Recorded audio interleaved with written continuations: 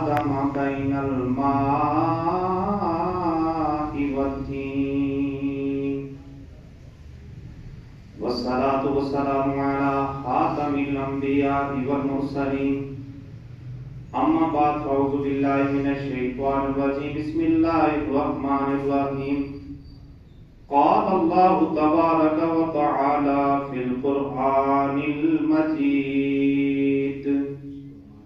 وَلَقَدْ نَصَرَكُمُ اللَّهُ بِبَدْرٍ وَأَنْتُمْ أَذِلَّةٌ فَاتَّقُوا اللَّهَ لَعَلَّكُمْ تَشْكُرُونَ إِذْ تَقُولُ لِلْمُؤْمِنِينَ أَلَنْ يَكْفِيَكُمْ أَنْ يُمِدَّكُمْ رَبُّكُمْ بِثَلَاثَةِ آلَافٍ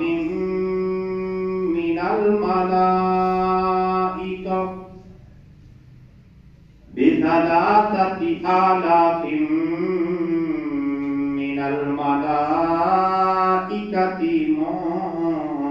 مُنزَلِينَ بَلَى إِن تَصْبِرُوا وَتَتَّقُوا وَيَأْتُوكُم مِّن فَوْرِهِمْ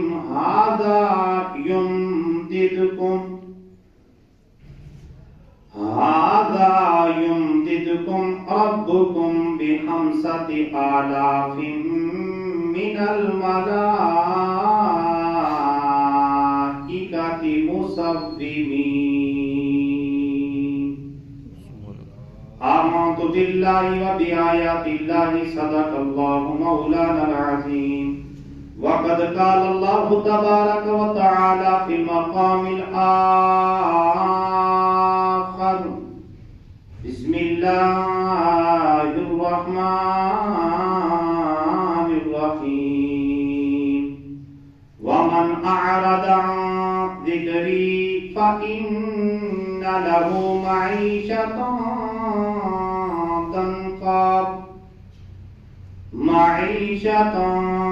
ضنكا ونحشره يوم القيامة أعمى آمنت بالله صدق الله مولانا العظيم وصدق رسوله النبي الكريم الأمين ونحن على ذلك لمن الشاهدين والشاكرين والحمد لله رب العالمين وقد قال رسول الله صلى الله عليه وآله وسلم من قام وصام رمضان إيمانا واحتسابا غفر له ما تقدم من ذنبه صدق اللہ مولانا العظیم بندہ پروردگارم امت احمد نبی دوست دار چار یارم تابع اولاد علی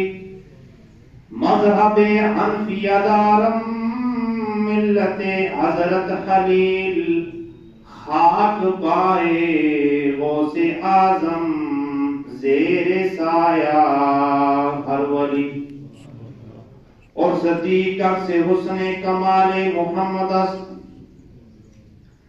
صدیق سے حسن کمال محمد فاروق ذل جاہ جلال محمد عثمان دیائے شمع جمال محمد حیدر بہار باغ حصال محمد صلی اللہ تعالی علیہ وآلہ وسلم ورضی اللہ تعالی عنہم بابا جی بلند محبت و عقیدت سے ایک بار پڑھ لیجئے صلی اللہ علیہ یا رسول اللہ وسلم علیہ یا حبیب اللہ بنے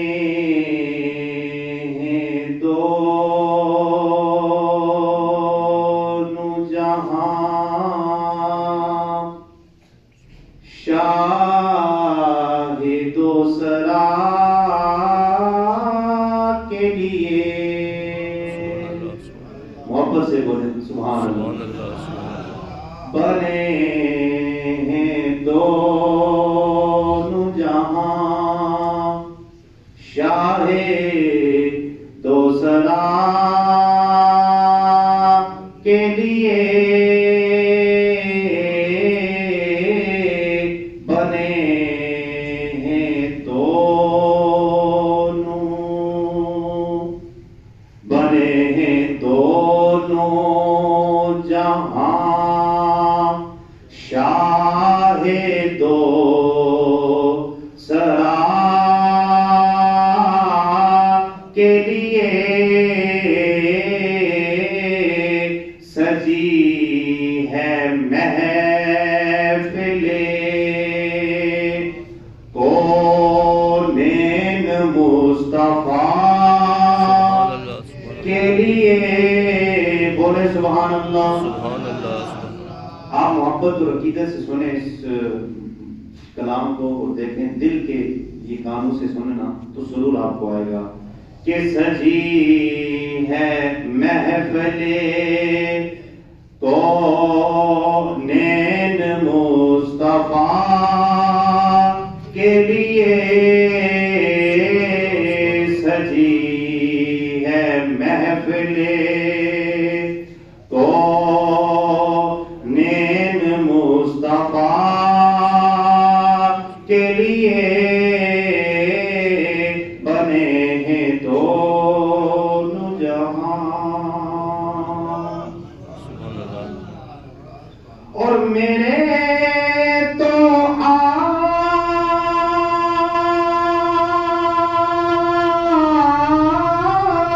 ہی سب کچھ ہے رحمت عالم.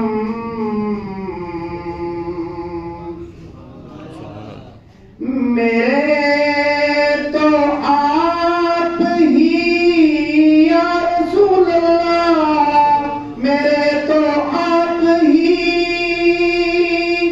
سب کچھ ہے رحمت عالم.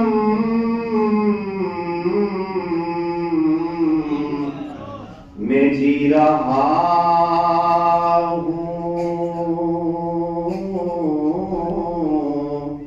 میں جی رہا ہوں یا رسول اللہ میں جی رہا ہوں زمانے میں آپ ہی کے لیے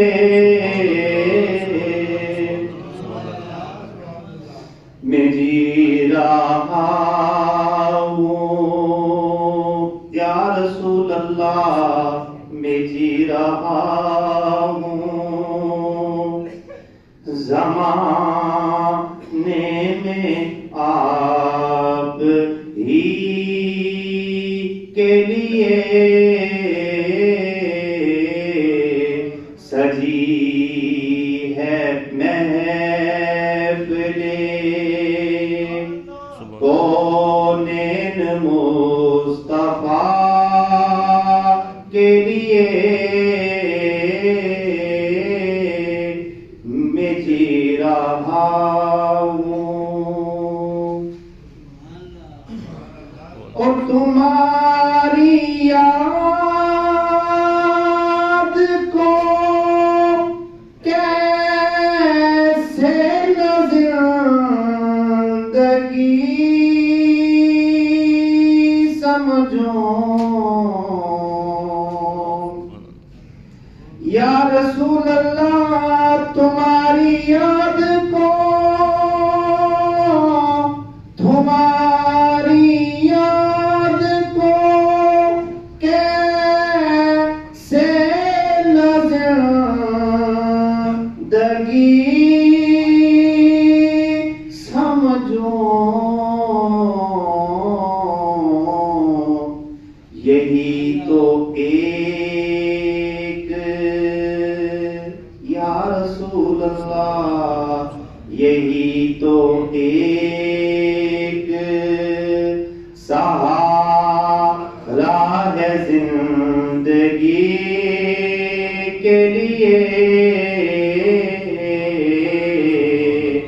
یہی تو ایک سہارا ہے زندگی کے لیے.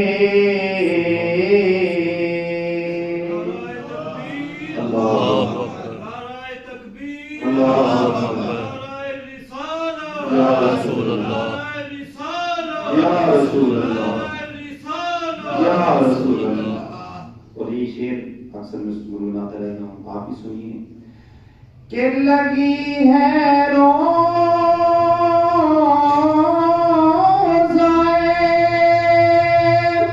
پرنور پر میری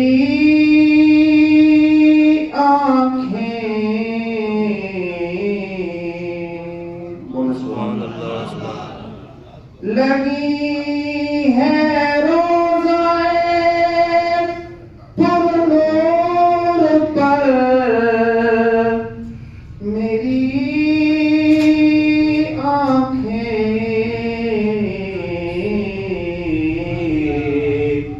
تڑپ رہا ہوں یا رسول اللہ، تڑپ رہا شب و روز حاضری کے لیے، تڑپ رہا ہوں یا رسول اللہ، تڑپ رہا ہوں شب و روز حاضری کے لیے. لگی سجی ہے محفل کونین مصطفیٰ کے لیے. محبت سے بولے سبحان اللہ. بعد از حمد و ثنا نہایت ہی واجب القدر واجب الاحترام سمیع محترم ارباب المدانش قابل سر عزت و احترام کے قائل بزرگوں، اللہ رب العالمین کا شکر ہے کہ خالق کائنات نے ہمیں سید الایام جمعۃ المبارک کی یہ مبارک ساعتیں پھر ایک بار زندگی میں نصیب فرمائی. یہ اس کا کرم، اس کا فضل ہے، اس کی رحمتیں. میں اس حوالے سے کیا گزارش کر سکتا ہوں کہ پچھلے سال کئی لوگ تھے جو اس سال رمضان میں ہمارے ساتھ نہیں ہیں، اور پچھلے مہینے میں کئی لوگ تھے جو اس مہینے میں ہمارے ساتھ رمضان میں نہیں ہیں، اور پچھلے ہفتے میں کئی لوگ تھے اس دنیا میں، اس معاشرے میں، اس محلے میں، جو شاید اس جمعے کو، اس ہفتے میں یہ جمعہ جو ہے اس جمعے کو نہیں. یہ کرم نہیں ہے اس کا، فضل نہیں ہے اس کا کہ اللہ نے یہ جمعہ ہمیں نصیب فرمایا. اور کرم والا ہے کرم یہ کہ اس نے اپنے گھر میں آنے کی توفیق بھی عطا فرمائی. خالق کائنات کی بارگاہ میں دعا ہے کہ اللہ تعالیٰ ہم عمل کی توفیق عطا فرمائے اور اللہ تعالیٰ ہمیں حضور کا سچا سچا غلام بنائے. سامعین محترم، آج کا موضوع میرا فضائل رمضان کے حوالے سے ہی آگے لے کر چلنا چاہتا تھا. پھر میں نے غور کیا کہ جو غزوہ بدر ہے 17 رمضان المبارک کو یہ پیش آیا، اور آگے جو جمعہ آ رہا ہے وہ مولا علی مشکل کشا شیر خدا رضی اللہ تعالیٰ عنہ کی شہادت ہے 21 رمضان کو. تو اس موضوع پر پڑھانا ہے. یہ جمعہ چونکہ غزوہ بدر بنتا ہے تو میں نے سوچا کہ غزوہ بدر کے متعلق ہی حصول برکت کے لیے چند ایک باتیں آپ کی سماعتوں کی نظر کرنے کی کوشش کر رہا ہوں. قرآن اور احادیث کی روشنی میں اللہ نے عمل کی توفیق عطا فرمائے. یہ بات ہمیشہ یاد رکھیے گا. میں پہلے اپنا کم علمی اور ذوق علمی کا اظہار کر دیتا ہوں اور اس کو مان بھی لیتا ہوں کہ بعض اوقات دوست احباب اہل علم وہ جس لیول پر سننے کے لیے آتے ہیں، میں بحیثیت طالب علم چونکہ بنی بنائی مسالے دار باتیں گفتگو آتی نہیں ہے، سادی گفتگو ہوتی ہے، تو سادی گفتگو ہی سماعت فرمائیے گا اور اپنے لیول کو اتنا ہی رکھیے گا کہ جتنا میرا علم ہے. اللہ ہمیں عمل کی توفیق عطا فرمائے. کوشش کیجئے، کرتا ہوں کیجئے آپ بھی کہ علم جتنا بھی ہو نا، عمل اگر کچھ نہیں ہے تو کچھ فائدہ نہیں اسے ملتا. بس اللہ علم جتنا بھی دے اس پر اللہ ہمیں عمل کی توفیق عطا فرمائے. میں بلا تمہید گفتگو کا آغاز کر رہا ہوں. میرے پاس میرے دامن میں صرف 15 سے 16 منٹ رہتے ہیں اور میں صرف آیات کا ترجمہ نہیں کر پاؤں گا. سورہ آل عمران آیت نمبر 123 اور 124 اور 125 تلاوت کی ہے اور سورہ طٰہٰ کی ایک آیت مبارکہ تلاوت کی ہے. ان دونوں آیات کا صرف ترجمہ کروں گا. اللہ رب العالمین نے اپنی لائق کتاب قرآن مجید فرقان حمید میں بدر کا ذکر فرمایا. یہ غزوہ بدر بہت سے اقوال ہیں، بہت سی روایات ہیں. ایک روایت جو ہے بدر اس بندے کا نام تھا جو اس جگہ کا مالک تھا. پھر اس نے وہاں ایک کنواں بنایا، اس کنویں کا نام بھی بدر رکھا. پھر جب غزوہ ہوا تو میدان بدر اس جگہ پر وہ مشہور ہوگی. جو غزوہ تھا، جنگ تھی، وہ جنگ بدر کے نام سے، غزوہ بدر کے نام سے وہ مشہور ہوگی. یہ آپ لوگ جو جاتے ہیں، گئے ہیں، دیکھا ہے، جنہیں اللہ نے سعادت بخشی ہے، حج کیا ہے، عمرہ کیا ہے، وہ لوگ جانتے ہیں اس جگہ کے بارے میں. انہوں نے دیدار بھی کیا اس جگہ کے بارے میں. میں قرآن کی روشنی میں چند باتیں آپ کی سماعتوں کی نظر کر رہا ہوں، لیکن اس سے پہلے تمہیدی گفتگو میں ایک بات ذکر کر دوں کہ غزوہ بدر یہ کس مقصد کے لیے تھا. آج کل ایک رونا رو رہے ہیں ہم لوگ کہ بھائی یہودیوں کی پروڈکٹ کا ہے، بائیکاٹ کریں، اس کا بائیکاٹ کریں تاکہ وہ جو ظلم و ستم کر رہے ہیں ان کی کمر ٹوٹ جائے گی، وہ ظلم و ستم کم ہو جائے گا. لیکن جواباً کی ہماری بائیکاٹ سے کیا ہو جائے گا؟ اب آپ کہتے ہیں آگے سے جواباً کہ ہماری بائیکاٹ سے کیا ہو جائے گا؟ ہماری بائیکاٹ یہ جو معیشت ہوتی ہے، یہ جو آمدن ہوتی ہے، اگر اس کا بائیکاٹ کر دیا جائے تو کمر ٹوٹ جاتی ہے کسی بھی ملک کی، کسی بھی معاشرے کی. اب یہ غزوہ بدر کا پس منظر کیا ہے، یہ میں نے پچھلے رمضان کو بھی آپ کی سماعتوں کی نظر کیا کہ مکہ کا ہر فرد، کفار مکہ میں ہر فرد وہ تجارت کی غرض سے نکلا کہ تجارت کرنی ہے، پیسہ کمانا ہے. اور نیت کیا تھی؟ نیت یہ تھی ان کی کہ پیسہ کما کر کچھ تو ہم استعمال کریں گے، ایک حصہ میں استعمال کریں گے تو 3 حصے ہم ان کے ہتھیار خرید کر مدینے پر چڑھائی کریں گے اور ان پر حملہ کریں گے. کیونکہ حضور نبی کریم علیہ السلام تبلیغ دین کر رہے ہیں، لوگ جھوک کر جو آ رہے ہیں، اسلام قبول کر رہے ہیں. 1 سے 2 ہوا، 2 سے 4 ہوئے، 4 سے 8 ہوئے، یہ بڑھتے بڑھتے بڑھتے اب تعداد اضافہ ہو گئی ہے. اس کو روکنا ہے تو یہاں نہیں روک سکے. یہاں سے وہ ہجرت کر گئے، وہ مدینہ شریف چلے گئے، یثرب چلے گئے جسے مدینہ بنا دیا. اب وہاں تعداد بڑھ گئی ہے، تعداد کو روکنا ہے، اس چیز کو روکنا ہے تو ہم نے حملہ کرنا ہے. حملہ کرنے کے لیے تجارت کرو، جو پیسہ آئے گا ایک حصہ اپنے لیے، 3 حصوں کے ہتھیار خرید کر تیاری کر کے مدینے پر حملہ کرنا ہے. ان کی نیت یہ تھی. جب اس نیت سے تجارت کی اور اچھا خاصا انہوں نے منافع کمایا، منافع کما کے جب واپس آ رہے تھے نا تو حضور نبی کریم علیہ السلام نے مدینے والوں کو اکٹھا کیا، اپنے احباب کو اکٹھا کیا، اصحاب کو اکٹھا کیا، کہا ہم نے حملہ کرنا ہے، ہم نے جانا ہے. ان کے پاس جو مال ہے، جو ان کے پاس مال ہے، یہ جو معیشت ہے، جو انہوں نے منافع کمایا ہے، ان کی کمر کو توڑنا ہے تاکہ یہ اس قابل نہ رہیں کہ مدینہ پر حملہ کریں. صحابہ کرام تیار ہوئے اور چلے گئے.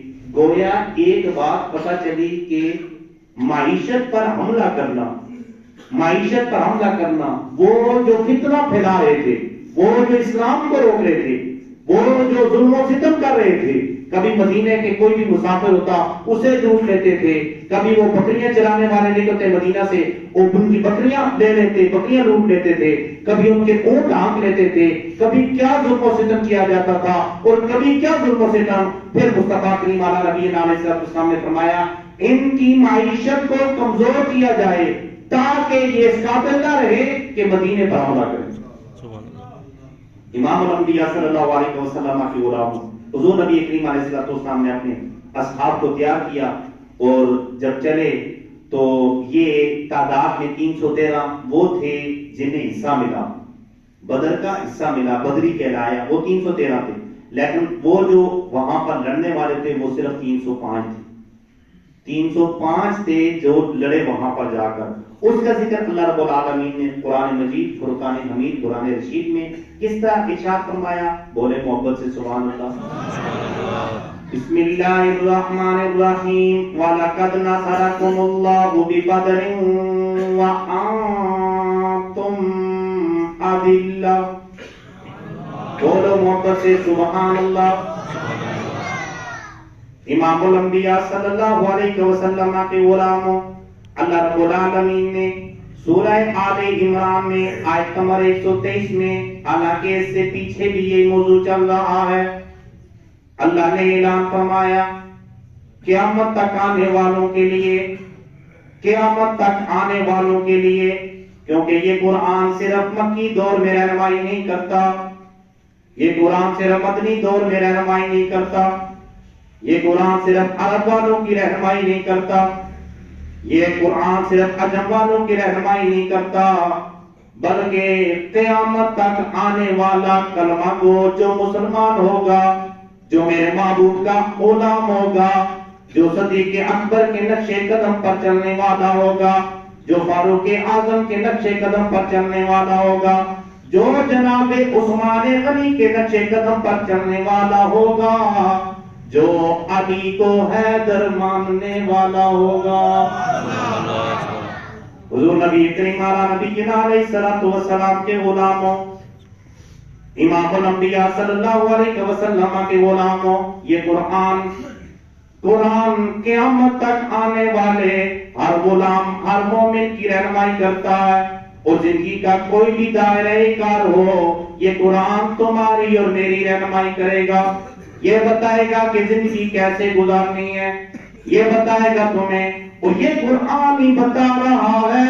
اور میرے مصطفیٰ کے غلاموں، جب تم اللہ کی رضا کے لیے آگے بڑھو گے، جب دین اسلام کے لیے غلبہ، دین اسلام کے غلبے کے لیے آگے بڑھو گے، جب اسلام کا علم اٹھا کر اس کو بلند کرنے کے لیے تم آگے بڑھو گے، پھر اللہ تمہاری فرشتوں کے ذریعے مدد فرمائے گا. اللہ رب العالمین نے اسی کا اظہار فرمایا وَلَقَدْ نَصَرَكُمُ اللَّهُ. وَلَقَدْ، اور بے شک، اس میں کوئی شک نہیں، لام بھی تحقیقی ہے، قد بھی تحقیقی ہے. اس کا مطلب ہوتا ہے کوئی شک نہ کرنا، اس میں شک کی گنجائش بھی نہیں ہے. یا اللہ یہ قرآن ہے، یا اللہ بھی ہوتا لقد تو ہم مان لیتے کہ اللہ کے محبوب کے قلب اطہر پر اترنے والا اللہ کا کلام ہے، لا ریب کلام ہے، ہم اسے مان لیتے.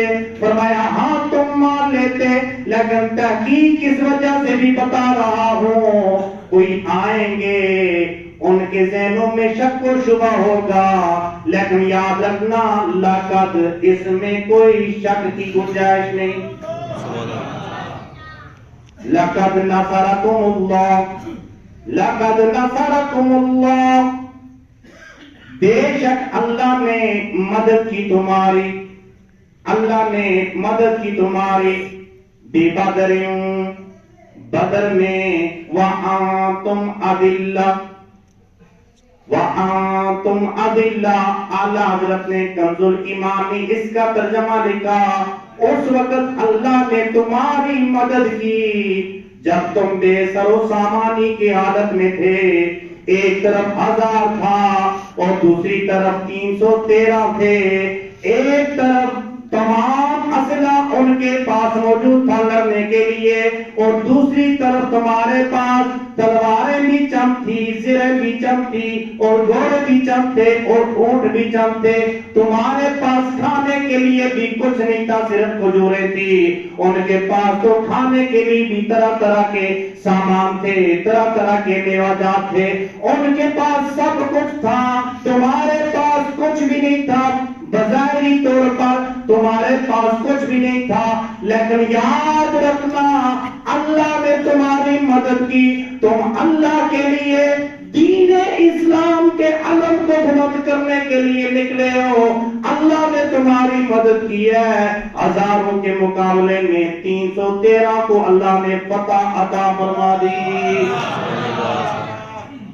ان کے پاس ظاہری طور پر ساز و سامان تھا، اسلحہ تھا، سب کچھ تھا، لیکن ادھر صدیق اکبر تھے پاک. دنیا کا مال تو نہیں تھا، دنیا کا متاع تو نہیں تھا، دنیا کا اسلحہ تو نہیں تھا. ادھر فاروق اعظم تھے جن کے پاس دنیا کے معاملات تو نہیں تھے. ہاں ان کے پاس ایک چیز تھی، وہ کیا تھی؟ کہ اللہ اور اس کے رسول کی محبت نے انہیں غالب کر دیا. امام الانبیاء صلی اللہ علیہ وسلم کے غلاموں، وَلَقَدْ نَصَرَكُمُ اللَّهُ وَلَقَدْ نَصَرَكُمُ اللَّهُ، اور بے شک اللہ نے تمہاری مدد کی بِبَدْرٍ وَأَنْتُمْ أَذِلَّةٌ، بدر میں جب تم بے سر و سامانی کی حالت میں تھے. پھر فرمایا فَاتَّقُوا اللَّهَ. میرے پاس وقت نہیں ہے میں اس کی مزید تفصیل کروں، میں ترجمہ مکمل کرنا چاہتا ہوں. فَاتَّقُوا اللَّهَ، اللہ سے ڈرو، سو اللہ سے ڈرو. فَاتَّقُوا اللَّهَ، اللہ سے ڈرو. فرمایا لَعَلَّكُمْ تَشْكُرُونَ، تاکہ تم شکر گزار بندے بن جاؤ، تاکہ اللہ تمہیں شاکرین کردوں میں شامل فرما لے، تاکہ تم اس کے شکر گزار بندے بن جاؤ. فرمایا اِذْ تَقُولُ لِلْمُؤْمِنِينَ أَلَنْ يَكْفِيَكُمْ أَنْ يُمِدَّكُمْ رَبُّكُمْ بِثَلَاثَةِ آلَافٍ. فرمایا تم مسلمانوں سے جب اے میرے محبوب یاد کرو نا، تم جب ایمان والوں سے فرماتے تھے أَلَنْ يَكْفِيَكُمْ، کیا فرمایا کیا تمہیں یہ کافی نہیں کہ تمہارا رب تمہاری مدد کرے، تمہارا رب تمہاری مدد کرے؟ کیا تمہارے لیے کافی نہیں کہ تمہارا رب تمہاری مدد کرے؟ اور میرے مصطفیٰ کے غلاموں ذرا غور تو کرو نا، آج دیکھ لو نا فلسطین میں کیا ہو رہا ہے. آج کتنے مسلمانوں کو ذبح کیا جا رہا ہے. آج وجہ کیا ہے؟ سامان ہونے کے باوجود، شاہین ہونے کے باوجود، غوری ہونے کے باوجود، عطب ہونے کے باوجود، آج ہمارے پاس میزائل ٹینک ہونے کے باوجود ہم کیوں ذلیل اور رسوا ہو رہے ہیں؟ وجہ یہ ہے کہ ہم نے اللہ اور اس کے رسول سے منہ پھیر لیا ہے. یہ وجہ بنی ہے. ادھر 313 ہیں ہزاروں کے مقابلے میں اللہ نے فتح عطا فرمائی، اور ادھر کروڑوں اربوں مسلمان ہیں اور چند کے مقابلے میں ذلیل و رسوا بھی. موازنہ کیجئے اپنا اس وقت کے دور کا اور اس وقت کے دور کا، پھر اپنا معاملات کو دیکھیے. میں آگے چلتا ہوں. فرمایا أَلَنْ يَكْفِيَكُمْ، کیا تمہاری اللہ مدد کرے، رب تمہاری مدد کرے کیسے؟ فرمایا أَنْ يُمِدَّكُمْ رَبُّكُمْ بِثَلَاثَةِ آلَافٍ. فرمایا تمہاری مدد کرے تمہارا رب کس کے ذریعے؟ 3000 فرشتوں کے ذریعے اللہ تمہاری مدد کرے. یہ تمہارے لیے کافی نہیں ہے. کون سے فرشتے؟ منزلین، اللہ آسمانوں کے فرشتے اتار کر تمہاری مدد کرے. کیا یہ تمہارے لیے کافی نہیں ہے؟ فرمایا کریمہ کا امام الانبیاء صلی اللہ علیہ وسلم نے فرمایا بَلَا إِن تَصْبِرُوا وَتَتَّقُوا وَيَأْتُوكُم مِّن فَوْرِهِمْ، اگر تم صبر کرو اور تقوی اختیار کرو اور کافر اسی دم پر تم پر آ پڑے، فَلَهَٰذَا يُمْدِدُكُمْ رَبُّكُمْ، پھر تمہارا رب تمہاری مزید مدد کرے گا بِخَمْسَةِ آلَافٍ، پھر 3000 کو بڑھا کر 5000 من الملائکہ فرشتوں سے تمہاری مدد کرے گا مصومین. فرمایا وہ نشان زدہ فرشتے ہوں گے جو آئیں گے اور تمہاری مدد کریں گے. یا اللہ ایک فرشتہ بھی کافی تھا, ایک فرشتہ بھی بدر کے معاملات کو بدل سکتا تھا. یہ 3000 اور 5000 کا اعلان کرنا کہ یہ میرے محبوب کے جو غلام ہیں یہ اللہ اور اس کے رسول کے لیے نکلے ہیں, ان کی حوصلہ افزائی کے لیے, ان کی حوصلہ افزائی کے لیے یہ اعلان ہو رہا ہے. تم اکیلے نہیں ہو, کہیں حوصلہ پست نہ ہو جائے. میں 3000 فرشتے بھیج کر پھر تعداد کو بڑھا کر 5000 فرشتے بڑھا کر بھیج کر میں تمہاری مدد کروں گا.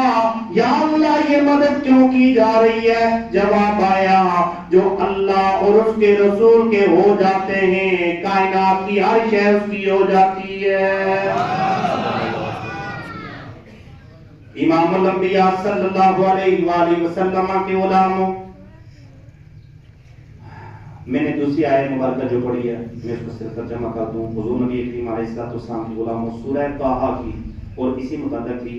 فرمایا امام الانبیاء صلی اللہ علیہ وسلم نے کہ وَمَنْ أَعْرَضَ عَنْ ذِكْرِي, اور جس نے میری یاد سے میرے ذکر سے منہ پھیرا, فَإِنَّ لَهُ, تو بے شک اس کے لیے معیشتاً دنکا, اس کی معیشت کو ہم تنگ کر دیں گے, اس کی معیشت کو تنگ کر دیں گے.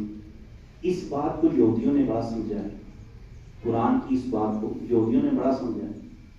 انہوں نے طرح طرح کی پروپیگنڈے کر کے ہماری معیشت کو کمزور کر دیا, اتنا کمزور کر دیا, اتنا کمزور کر دیا. اب ہم منتے بنے ہوئے ہیں, ان کو دیکھ رہے ہیں, وہ کچھ دیں گے تو ہمارا پیٹ بھرے گا, نہیں دیں گے تو پھر کیا ہوگا, پیٹ نہیں بھرے گا.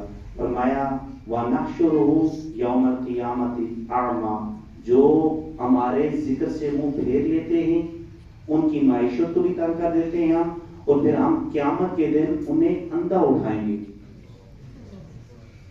اب دیکھ لیں ہم نے منہ پھیرا ہوا ہے یا نہیں. ماہ رمضان ہے ماشاءاللہ, اس میں بھی آخر میں جا کر مسجد دھوئے تو منہ پھیرا ہوا نہیں.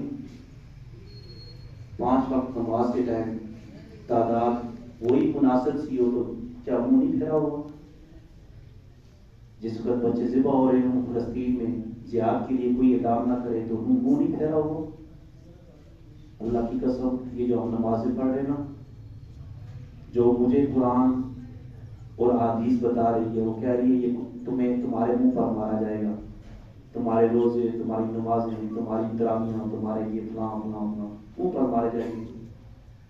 مسلمان بچے ذبح ہو رہے تھے, ظلم و ستم ہو رہا تھا, تم تراویح پڑھ رہے تھے, تم تسبیح چھک رہے تھے, تمہیں اور کوئی کام نہیں تھا, تم اللہ کے رضا کے لیے جہاد نہیں کر سکتے تھے, تم انعام نہیں کر سکتے تھے, نکلو. صدیق اکبر کی سنت ادا نہیں کر سکتے تھے کہ کچھ بھی نہیں ہے پاس, حالات خراب ہیں, لیکن جنگ یمامہ کے لیے بھیج دیا, جاؤ لڑو, اللہ کے رسول کی ختم نبوت کے لیے جاؤ لڑو. تمہارے پاس سب کچھ ہونے کے باوجود تمہیں شرم نہیں آ رہی, تم اتنے بڑے بڑے بندے خان بنے پھرتے ہو دنیا میں, ہمارے پاس یہ بھی ہے, تمہارے پاس یہ بھی ہے, کیا ہے تمہارے پاس؟ کچھ بھی نہیں ہے, اسے کیا کریں گے, کب کام آئے گا؟ سوچو, غور کرو. وجہ صرف مجھے جو نظر آتی ہے وہ یہ ہے کہ ہم نے اللہ کے ذکر سے منہ پھیرا ہے, بس حالات آج یہ دیکھنے کو مل رہے ہیں. اللہ عمل کی توفیق عطا فرمائے.